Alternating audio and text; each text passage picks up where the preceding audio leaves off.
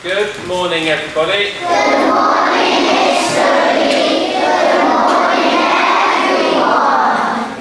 Welcome to today's assembly. It's our Remembrance service today, and the Year 5s have worked really hard in putting this together for us. So we're going to show a lot of respect to them today as they give this assembly and tell us all about why it's important for us to remember.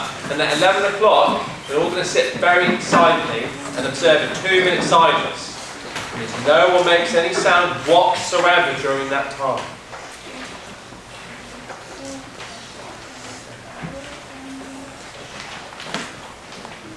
Over 100 years have passed since the beginning of history, but we still remember that war. Today, we call it World War I. We stop, we think, we take time out of our lives and bring to mind those people who fought and suffered and died in this terrible war.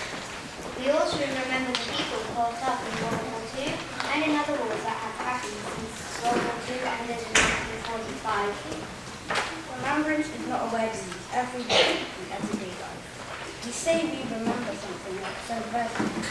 Things around us help us to remember people or places. Photos remind us of the past and make us follow them. All toys or plays remind us of who gave them to us or why we like them when we remember. Remembrance Day is bigger than that. Remembrance Day, remembrance is something that can be shared, and that is why many people wear poppies as November the 11th draws near. The poppy is a sign of remembrance. It shows we have not forgotten what happened long ago to people in our own and others people's families.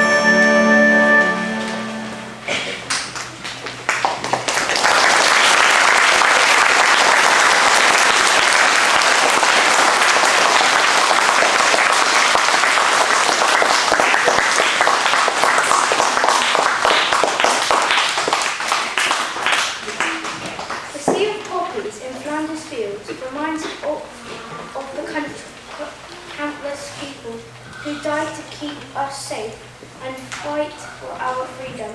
Here are just some of the stories of these brave men and women. Lyneham Badder, born in Liverpool to her father Marcus Bailey, emergency man from Barbados, plus a British-born mother, orphaned in 1927 at the age of 9, placed in a convent until she was 20 years old. Lyneham enlisted in the Navy, Army and Air Force Institutes, MAAFI, but was kicked out when it was discovered her father was not British born. Then in 1941 she joined the Women's Auxiliary Air Force, WAAF. She became a leading aircraft woman in instrument tech. Promoted to the rank of corporal, she was one of the first black women to serve in the British Armed Forces. Susan Weatherall worked at the Maze Prison where high-profile permanent detainees were held. She received the GSM, which stands for General Service Medal, for serving in Northern Ireland. She also served in the Cold War in West Berlin.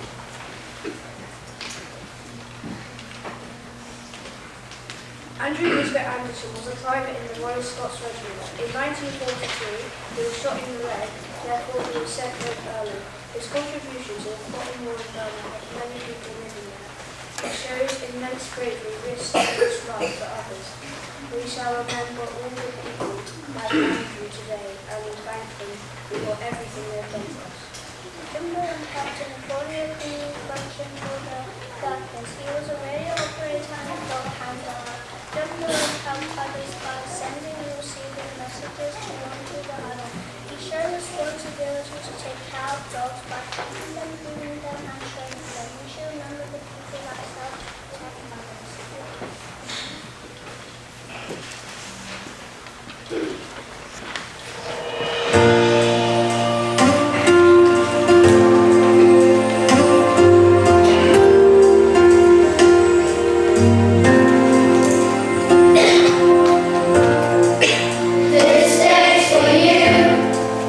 This day's to remember who you are.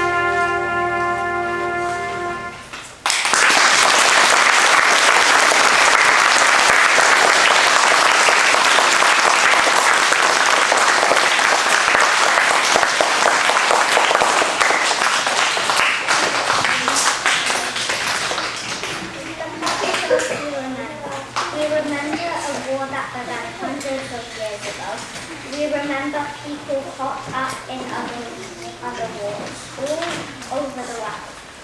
We remember that good can come out of bad and enemies can become friends. Remembrance Day is a time to be sad, but also it is a time of hope.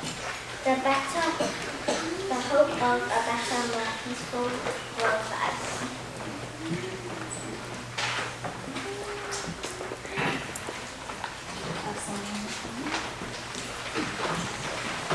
Up to 11 o'clock now, so we can start on 2-minute silence.